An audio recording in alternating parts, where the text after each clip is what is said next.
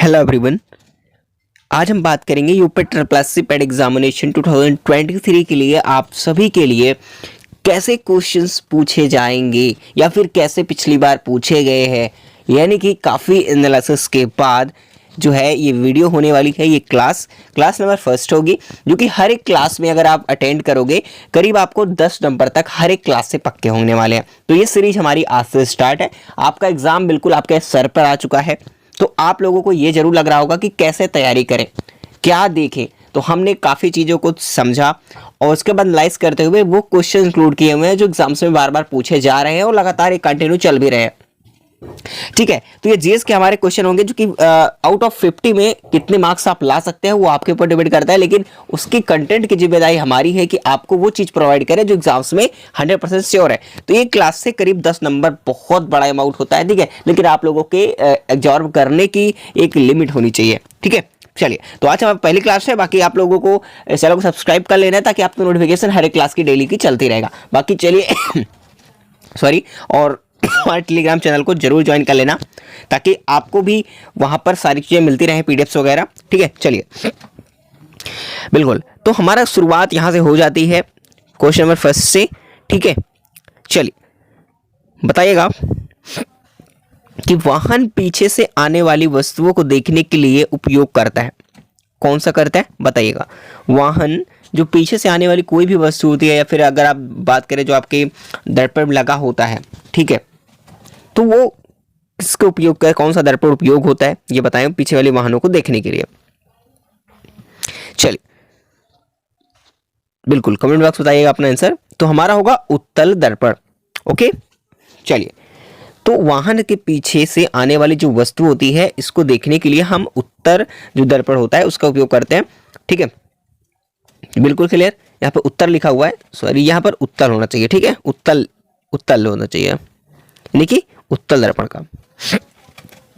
चलिए, question number यहाँ पर आता है हमारा, बताइएगा रॉकेट किसके सिद्धांत पर काम करता है। चलिए फटाफट से आंसर बता सकते हैं कि जो यहाँ पर रॉकेट है वो किस सिद्धांत पर काम करती है। तो आंसर आप लोग बताइएगा।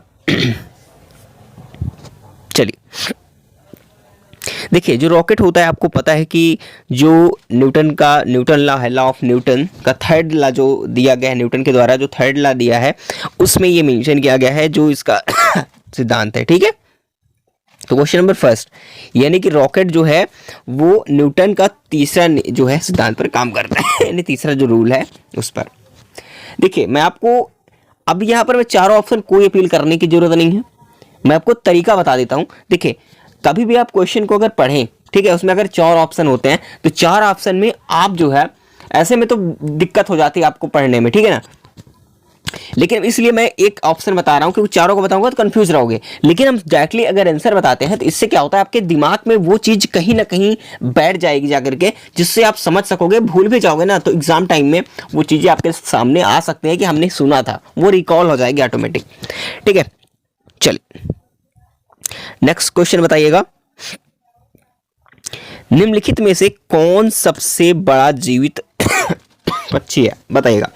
सॉरी थोड़ा गले में खराश है, बट आपको डेली क्लासेस मिलेंगी। ठीक है, बस कंटिन्यू रहिएगा आप सभी परीक्षा तक पूरा। चलिए, निम्नलिखित में से कौन सा बड़ा जीवित पक्षी है, तो आप बताइएगा। आप सभी को इतना तो कर ही लेते हो, ये तो बिल्कुल क्लियर है कि शुतुरमुर्ग। अब काफी लोगों को क्वेश्चन अगर कर पा रहे होंगे तो आपको लगता होगा कि ये तो बहुत जो है इजी है। तो भाई देखो मैं आपको बता दूं, इतना भी ज़्यादा टफ नहीं बनाता है, क्योंकि अगर देखोगे तो जो पहली बार पेपर बना था 2021 वाला पेट का, वो ज़्यादा टफ नहीं था। ठीक है, बहुत मीडियम पेपर था। लेकिन अब 2022 में आओगे तो यहाँ पर कंपटीशन ज़्यादा था, थोड़ा सा यहाँ पर हल्का सा टफेस्ट बना था। इस बार जो है 2022 से भी कम कंपटीशन है, नहीं 2022 में ज़्यादा था, 2022 से इस बार कम है। ठीक है, तो लेवल थोड़ा सा डाउन रहेगा ही रहेगा। और ये क्वेश्चन दोनों बार रिपीट हुए क्वेश्चन है, मैं आपको बता दे रहा हूँ, और ये कहीं ना कहीं पूछे ही जाएंगे। चलिए शुरुआत करते हैं फटाफट से, देर ना करते हुए। बस अभी लोग वीडियो को लाइक कर दीजिए और जिन्होंने सब्सक्राइब नहीं किया वो सब्सक्राइब जरूर कर लीजिएगा। चलिए, पेट्रोलियम किसका मिश्रण है बताइएगा। पेट्रोलियम जो है वो किसका मिश्रण है। चलिए, पेट्रोलियम किसका मिश्रण है। चलिए दूसरा क्वेश्चन की तरफ चलते हैं। तो यहाँ पर आपको पता है कि हाइड्रोकार्बन होगा, ठीक है। तो पेट्रोलियम में हाइड्रोकार्बन का मिश्रण होता है।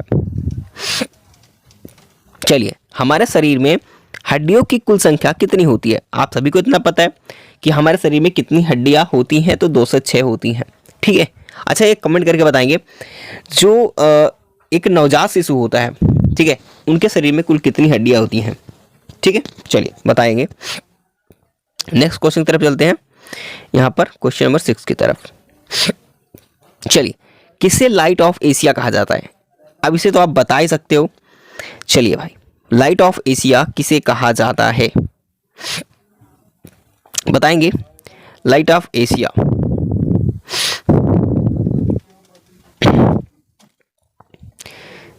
चलिए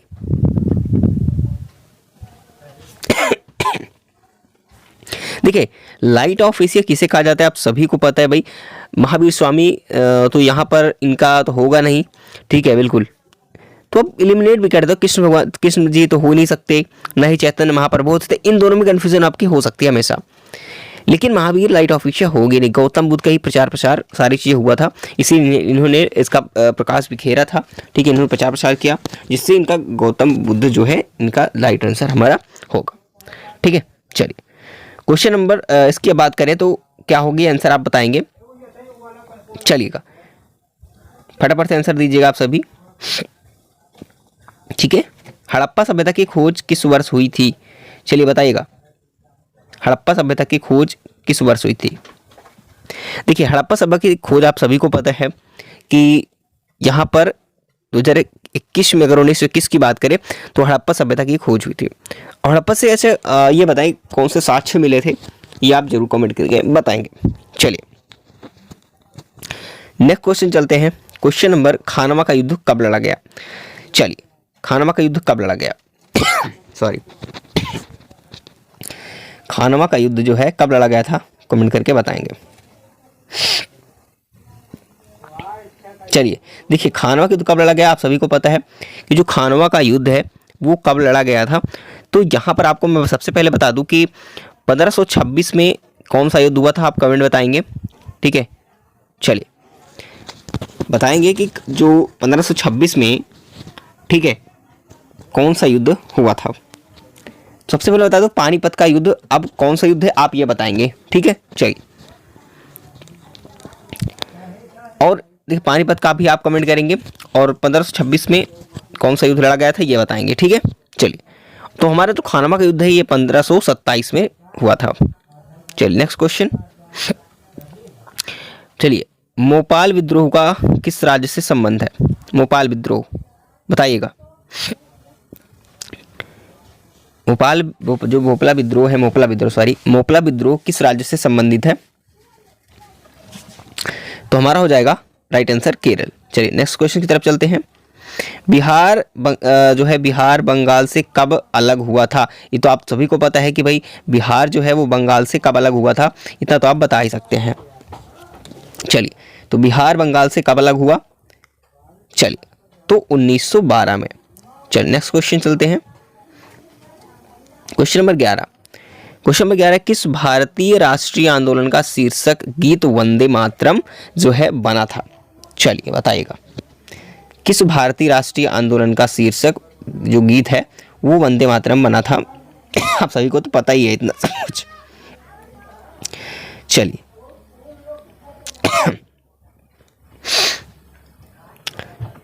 तो स्वदेशी आंदोलन, आप सभी को इतना पता है, ठीक है। चलिए, 1905 में बंगाल विभाजन के समय भारत का वायसराय कौन था? इतना तो सभी लोग आप लोग बता ही दोगे, ठीक है, कि जो 1905 में जब बंगाल विभाजन हुआ उस समय वायसराय कौन था? देखिए, तो आप सभी को पता है कि लॉर्ड कर्जन थे, ठीक है। फटाफट से आंसर देंगे, ज़्यादा देर न करते हुए हम सभी आगे की ओर बढ़ते हैं। चलिए, तो गीता जो रहस्यमय नामक ग्रंथ है किसके द्वारा लिखी गई थी? तो बाल गंगाधर तिलक के द्वारा। चलिए मैं आंसर आपको दिखाते हुए चलता हूँ। देखिए, गदर पार्टी की स्थापना कब हुई थी? तो गदर पार्टी की स्थापना जो है 1913 में की गई है। चलिए क्वेश्चन नंबर 15 की तरफ चलते हैं।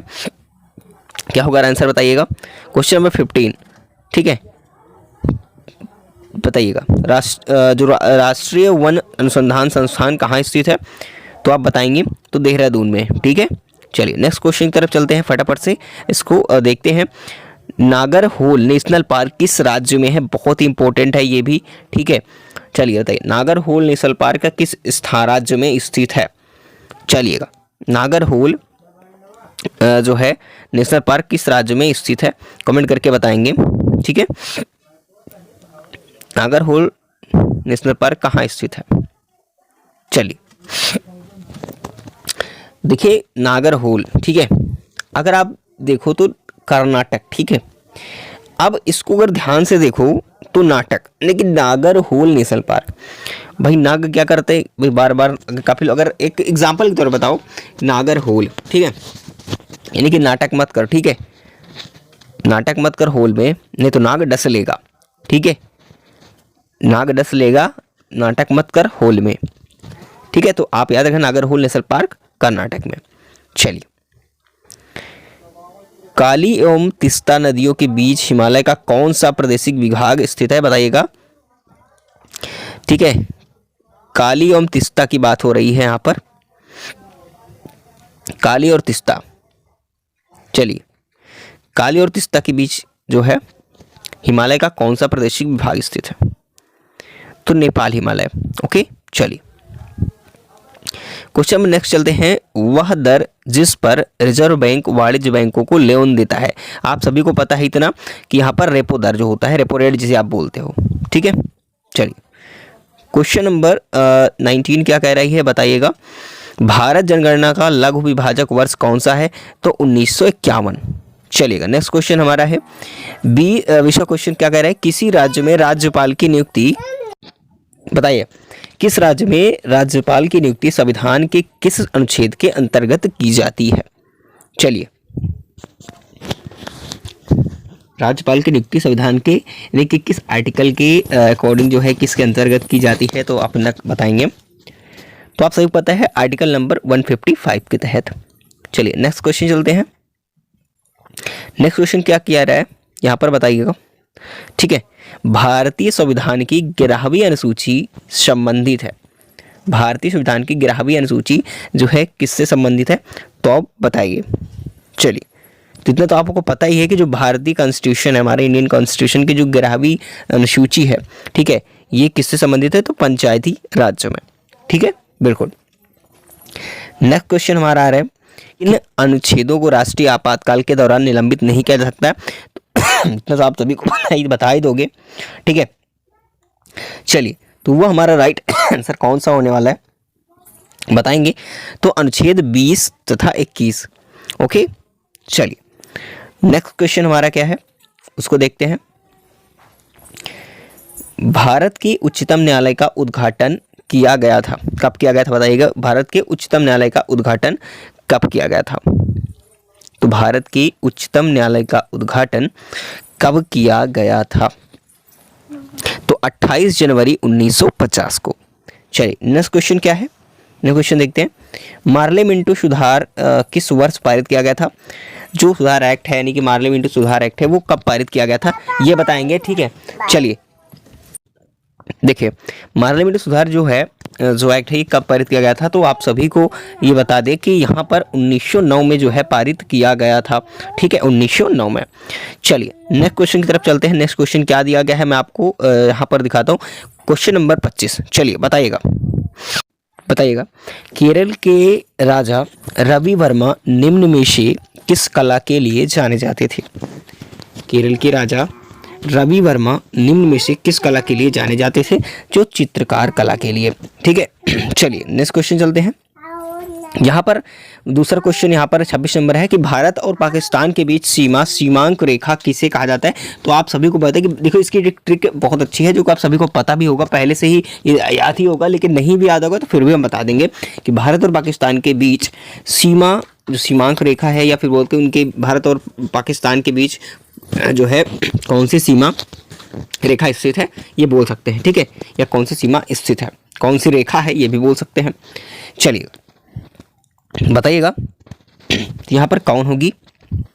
देखिए, एक तो पता है यहाँ पर होता है रेड क्लिफ, अब यहाँ पर रेड क्लिफ की जब बात आती है तो आप लोग सोचोगे कि कुछ ये अलग तो नहीं है, ठीक है। रेड क्लिफ रेखा, देखिए मैं इसको बता देता हूँ कि रेड क्लिफ रेखा जो है ये भारत और पाकिस्तान के बीच स्थित है, ये सीमा रेखा है, ठीक है। भारत और पाकिस्तान के बीच सीमा रेखा जो है रेड क्लिफ रेखा कहलाती है, ठीक है। अब डूरंड रेखा इसको बताइएगा कहाँ की है, ये भी बताएंगे किसके किसके बीच में, ठीक है। मैकमोहन रेखा बताएंगे पाक जलडमरू मध्य, ठीक है। देखिए रेड क्लिफ रेखा से अगर आप ध्यान से कि भारत और पाकिस्तान के बीच सबसे ज़्यादा दुश्मनी होती है, फॉर एग्जांपल, ठीक है, सबसे ज़्यादा होती है, जिसके बीच एक डर बना हुआ है। जब लड़ाई होती है भारत और पाकिस्तान के बीच तो भाई खून बहने लगता है, खून की नदियाँ बह जाती हैं, यानी कि रेड रेड पूरा देश जो है रेड हो जाता है। भारत और पाकिस्तान की जब लड़ाई होती है तो रेड पूरा देश रेड ही हो जाता है, रेड हो जाता है, ठीक है। तो इस तरह से आप इससे रिलेट कर पाएंगे भारत और पाकिस्तान के बीच जो है रेड क्लिफ रेखा स्थित है। चलिए इसको कमेंट करके जो बताएंगे मैकमोहन रेखा, डूरंड रेखा, ठीक है। चलिए नेक्स्ट क्वेश्चन चलते हैं। नेक्स्ट क्वेश्चन क्या है बताएंगे, नीचे दिए गए केंद्र शासित प्रदेशों में कौन दो राज्यों की राजधानी है, कौन दो राज्यों की राजधानी है ये बताएंगे, ये दो राज्य की राजधानी। चलिए कौन सा क्वेश्चन है बताइएगा, बताइएगा। तो आपको पता है कि चंडीगढ़ जो है दो राज्यों की राजधानी है, ठीक है, चंडीगढ़। चलिए नेक्स्ट क्वेश्चन हमारा क्या कह रहा है, एन किस देश की मुद्रा है बताएंगे। तो आप सभी को पता है जो एन है वो जापान की मुद्रा है, ठीक है। चलिए अच्छा जापान की राजधानी क्या है ये कमेंट करके आप बताइएगा। चलिए नेक्स्ट क्वेश्चन क्या है, देखिए मैं आपको इसलिए ज़्यादा विश्लेषण नहीं करता क्योंकि आपको समय वो नहीं है जानने का, ठीक है, इसलिए मैं चीज़ों को बस एक बार आपको क्लियर करता हूँ, कन्फ्यूजन ना हो। नहीं बहुत सारी चीज़ें ऐसी हैं जो कि ऑप्शन में होती हैं, ऑप्शन में कई क्वेश्चंस बन जाएंगे, लेकिन मैं आपको वो एक्सप्लेन करने का समय चला गया है क्योंकि अब आपको डायरेक्टली सीखना है, वो आप खुद बताएंगे तो उससे आपको सीखने को भी मिलेगा। चलिए विश्व पर्यावरण दिवस कब मनाया जाता है बताइएगा, विश्व पर्यावरण दिवस कब मनाया जाता है। तो आप सभी को पता है कि 5 जून को विश्व पर्यावरण दिवस मनाया जाता है। संसद के दोनों सदनों का संयुक्त अधिवेशन किसके द्वारा बुलाया जाता है बताइएगा, संसद के दोनों सदनों के संयुक्त जो अधिवेशन होता है इस किनके द्वारा बुलाया जाता है। चलिए तो आप सभी को पता है कि प्रधानमंत्री जो होते हैं इसमें क्या होता है कि ऐसा कुछ भी नहीं दिया होता कि ये सारी प्रक्रिया उनके द्वारा की जाती हो, लेकिन जो संसद के दोनों सदन में संयुक्त अधिवेशन होता है आपको पता है कि ना ही लोकसभा में ऐसा कुछ किया जाता है, लेकिन राज्यसभा के सभापति द्वारा नहीं किया जाता। तो हमारा ऑप्शन जो बचता है वो राष्ट्रपति का ही बचता है। जो संसद के यानी जो पार्लियामेंट होती है इनके दोनों सदनों में जो संयुक्त अधिवेशन किया जाता है तो ये बैठक बुलाई जाती है तो राष्ट्रपति यानी प्रेसिडेंट के द्वारा ये बुलाई जाती है, ठीक है। तो इन सारी चीज़ों को आप एलिमिनेट भी कर सकते हैं। बाकी साथियों आगे फिर कल हमारी जो है नेक्स्ट सीरीज चलेगी, ठीक है, कल हमारी क्लास 2 होगी, ठीक है। तो क्लास 2 बिल्कुल आप लोग मिस मत करिएगा, जो कि डेली आप सभी बता दूं जो 10 क्वेश्चन का टारगेट है ये आपका पूरा हो जाएगा, ठीक है, बिल्कुल। तो जिसमें से मैं आपको जो कंप्लीट आप जब तक आपका एग्जाम नहीं हो रहा है तब तक कराएंगे, जिसमें ये मैं जरूर कह सकता हूं कि अगर आप जीएस में ध्यान दोगे, ठीक है, मैं ये जरूर कहता हूं कि आउट ऑफ 50 में ये जरूर कहूंगा कि करीब आप मैं 35 तक तो आप ला ही सकते हो। जो मेरी अगर आपने अभी तक कुछ भी नहीं पढ़ा है तो फिर भी कह रहा हूँ कि आप लोगों के लिए बहुत इंपॉर्टेंट है, ठीक है, जो कि अगर 35 नंबर कम नहीं होते, अगर आप जीएस में 35 नंबर लाना एक बहुत बड़ी बात होती है, लेकिन हम वो इसीलिए वो क्वेश्चन इंक्लूड किए हुए हैं जो कि बहुत इंपॉर्टेंट है, जहां तक मैं उम्मीद कर रहा हूं, लेकिन आप लोगों के ऊपर डिपेंड है कि आप कैसे पढ़ रहे हो और आप रिकवर कर रहे हो, ठीक है। लेकिन 35 नंबर तक का टारगेट बता रहा हूं कि आउट ऑफ 50 में 35 तक मैं आपको ये कह रहा हूं श्योर है, ठीक है, लेकिन आप लोगों को उस हिसाब से पढ़ना पड़ेगा, ठीक है, अंत तक पूरा। मैं डेली क्लासेस एक क्लास कराऊंगा इसी प्रकार से, 30 से 40 क्वेश्चन डेली हुआ करेंगे, कभी कभी 50 भी करा दूंगा, ठीक है। बिल्कुल आप लोगों को परेशान नहीं होना है, जिस नहीं पढ़ा है तो बस इसको वीडियो को डेली आप लोग जरूर देख लेना, प्लेलिस्ट में इसकी क्रिएट कर दूंगा, ठीक है, आपको मिल जाएगी, ठीक है। बाकी आप लोग परेशान मत होइए, वीडियो को अभी तक लाइक नहीं किया है तो कर लीजिए, चैनल को सब्सक्राइब करना बिल्कुल मत भूलिएगा।